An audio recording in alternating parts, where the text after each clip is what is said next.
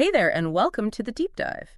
Today we're tackling something you're probably seeing everywhere, artificial intelligence, but we're looking at its impact on something really personal, our health and wellness. Yeah, absolutely. Are these AI tools genuinely helpful aids, or, are they bringing new, maybe significant risks? It's fascinating, isn't it, just how deeply AI is weaving itself into our daily lives, Yeah, especially in areas as intimate as health. totally. We definitely need to pause and critically look at the role it's playing. What's really striking here is just how fast these tools are becoming mainstream. Absolutely. And that's why we're doing this deep dive. We've got material from a couple of pieces linked to the Your Health Deserves a Lifeline series by Dr. Surtar Ram Vishnoi, All right. specifically looking at AI and wellness, tools or threats. And another called AI Wellness Partner or Peril. Our mission is really to kind of get inside these sources, understand where AI and wellness is now, figure out what they see as the real upsides, and also, just as importantly, grapple with the big concerns they raise, things like, privacy bias, maybe leaning too much on the tech. Yeah, that dependency issue. Okay, let's unpack this. So maybe setting the stage.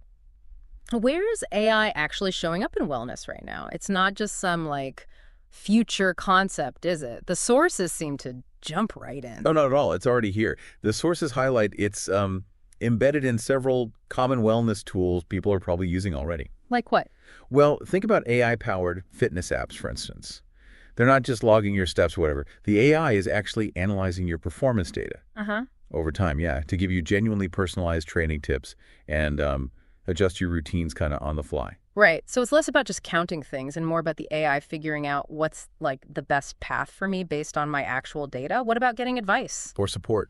Yeah, so that's where you see virtual health assistants coming in. Yeah. Chatbots. Yep. AI powers these to offer 247 basic support. They can answer questions, send reminders for meds, or sticking to your plan. Mm. The sources really note this immediate accessibility.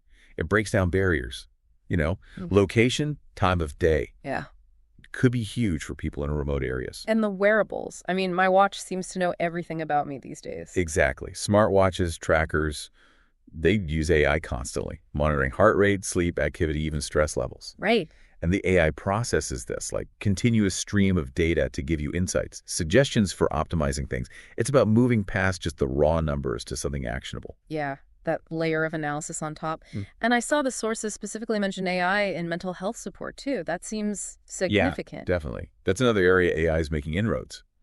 There are apps designed to help monitor your mood, offer self-care tips, Right. and even provide bits of cognitive behavioral therapy, CBT, through chat interfaces. Wow. Okay. So just looking at this initial landscape, it feels like a lot of this tech is built around convenience, right? And personalization, accessibility. Yeah. It definitely presents a strong case for AI being a pretty powerful tool here. It absolutely does. But, the sources are quite clear. While AI offers these really compelling tool aspects, there's definitely another side to it. The flip side. The flip side, yeah. And it demands just as much attention. Okay, let's maybe dive deeper into that tool side first then. What are the specific benefits the sources are really emphasizing? Where does AI really shine in wellness, according to them? Well, one of the biggest advantages they highlight is personalization, like we touched on. Right. AI can crunch just vast amounts of your individual data, diet logs, Yeah. exercise patterns, sleep cycles, whatever, and build a wellness plan that's really tailored just for you. Which is way beyond the kind of generic advice you might get otherwise. Exactly. It moves far beyond that one-size-fits-all approach you see in a lot of traditional programs. That level of customization. Yeah. Yeah, that feels like a fundamental shift. It really is. Then there's that accessibility point again. Okay. Virtual assistants giving immediate info support anytime, anywhere. That's a huge benefit, especially, like we said, for people facing barriers to traditional care, whether that's geography or cost or time. Access is definitely key for a lot of people. What about efficiency? Does it make things easier? Yeah, the sources mention that too. AI automates a lot of the, let's be honest, tedious tracking. Logging food. Logging food, workouts, sleep. It frees you up to actually do something with the insights the AI gives you. Plus, the analysis itself is often faster, maybe more accurate than just relying on, trying to track it all yourself. So less time messing with the app, more time, hopefully, doing the healthy thing. pretty much. And the sources mentioned something about preventative care. That sounds important. This is where it gets really interesting, I think. AI might have the capacity to spot really subtle early signs of potential health issues by analyzing patterns in your data that, frankly, you probably wouldn't notice. Like what kind of patterns? Well, the sources specifically mention predicting mental health challenges by detecting slight shifts in behavior or activity levels or sleep patterns over time. Predicting problems before they get serious. Wow, that feels like a potential game changer. It could be. If we connect this to the bigger picture, it's shifting focus, right, from just reacting to problems towards proactive wellness, early intervention. And finally, the sources point to objective feedback. AI looks at the data. It doesn't have, moods or preferences or biases like we do. Yeah.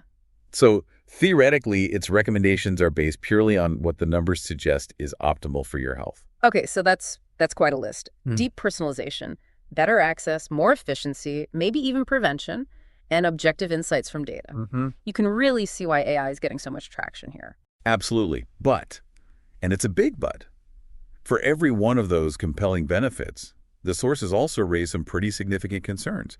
Things users, developers, everyone really needs to be aware of. Right.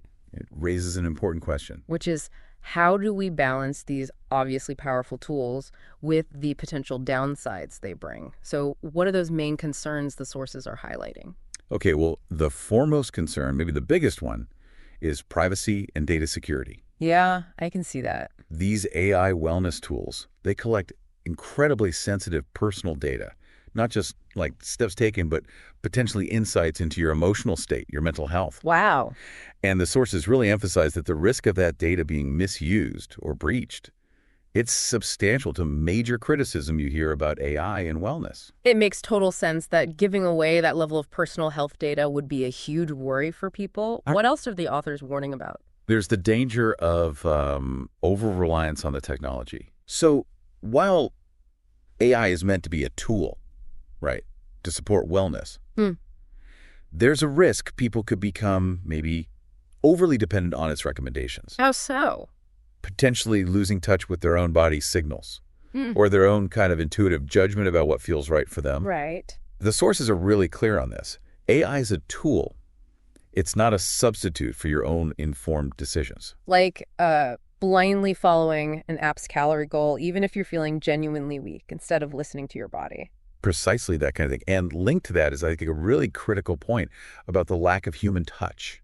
Oh, yeah. Wellness, maybe especially mental and emotional health, involves empathy, connection, that kind of nuanced understanding. AI just can't replicate that. Yeah. Sometimes, as the sources point out, what you really need is just interaction with a real person, not just an algorithm. That human connection, seems pretty irreplaceable in a lot of health situations. It really does. Yeah. And the sources also warn about potential inaccuracy and bias. This is important. AI learns from data, right? And if that training data is flawed, or if it reflects existing biases maybe in the healthcare system or just in society, then the AI's advice could be wrong or unhelpful or even harmful. It might just fail to account for how complex and, frankly, varied human health really is. So if the data the AI learned from didn't really include people like me, the recommendations it gives me might not fit, or could even be bad advice. That's exactly the risk. And finally, the sources touch on some broader ethical questions, particularly around accountability, like who's responsible if someone is armed because of an AI's recommendation? Good question. And also equity. Making sure these tools don't just widen health gaps by being inaccessible to people who don't have the latest tech or reliable internet. Right. Those are some heavy concerns to weigh against the benefits. Let's maybe zoom in specifically on AI and mental health for a second. The sources seem to treat that as particularly complex, promising, but with clear limits. Yeah, they do. They point to specific examples, apps like Woebot and Wysa. These platforms use AI to deliver parts of cognitive behavioral therapy, CBT, but through a chat format, like talking to a bot. And how do they actually help people? What's the idea? Well, they can help users, track their emotions, learn coping strategies, practice them, maybe explore difficult thoughts or feelings in a way that feels private and accessible through that chat interface. That sounds potentially really helpful, especially for people who might find it hard to access traditional therapy for whatever reason. It definitely offers a level of support and privacy that can be valuable, However, and this is crucial, the sources are very, very careful to state that these AI tools are not a replacement for human therapists. Not a replacement. They can't just stand in for a trained professional. Yeah. Why is that distinction so vital, according to the authors? Because, well, while AI can be good at structured things like guiding you through a CBT exercise or tracking your mood, it fundamentally lacks the capacity for that deep, nuanced understanding, the empathy, the complex relationship stuff that happens with a trained human mental health professional, Right. especially when you're dealing with more severe or complicated issues. The sources frame them very much as self-help tools, not comprehensive clinical care. Got it. Tools, not therapists. So looking ahead then, what do the sources suggest the future might hold? Where is AI in wellness possibly going?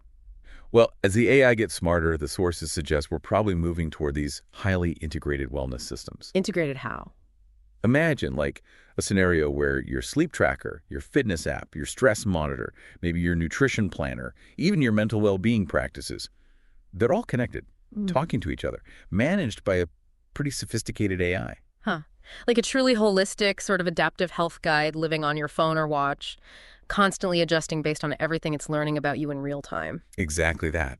The convergence of AI with, advances in biotech and wearable sensors, it could lead to incredibly personalized wellness plans that aren't just static, but always evolving with you. That sounds, wow, both incredibly exciting and maybe a little intense. It certainly has that potential, doesn't it? Yeah. And this is precisely why the sources really hammer home that for this future to be genuinely beneficial and also safe, certain conditions absolutely must be met. Okay, and what are those essential conditions the authors highlight? They really stress the need for robust regulations, strong rules to ensure privacy, responsible use of all this sensitive data, Makes sense. and just as importantly, finding and maintaining that crucial balance between leveraging the tech, yes, but also preserving essential human connection in how we approach wellness. Okay, so the future isn't just about building fancier tech, but building in the guardrails. Yeah. And remembering that human element is, like, non-negotiable. Exactly that. The tech should ideally augment human well-being and interaction, not kind of push it aside or replace it entirely. So what does this all mean when you boil it down? I think the fundamental takeaway from these sources is that AI in wellness, it's best viewed as a tool. A potentially powerful one, yes. Yeah. Potentially beneficial one, but still fundamentally a tool. Its ultimate value, its safety, it all depends on how mindfully we implement it and use it. We absolutely have to prioritize protecting privacy. We need to uphold ethical standards in how it's designed and deployed. We need to be really aware of its limits, accuracy, bias, that lack of human touch. And always remember that technology should support our health journey. It shouldn't replace our own judgment or those vital human parts of care and intuition. It sounds like the sources are really advocating for, like, a partnership with the technology, but one where we, the users, stay firmly in control, in the driver's seat. Absolutely. It's about embracing the very real benefits, yes, but doing it with a clear-eyed awareness of the equally real challenges, harnessing the power, but respecting the boundaries. That makes a lot of sense. It's powerful stuff, but it really needs us to be smart and balanced about how we weave it into our actual lives. Precisely.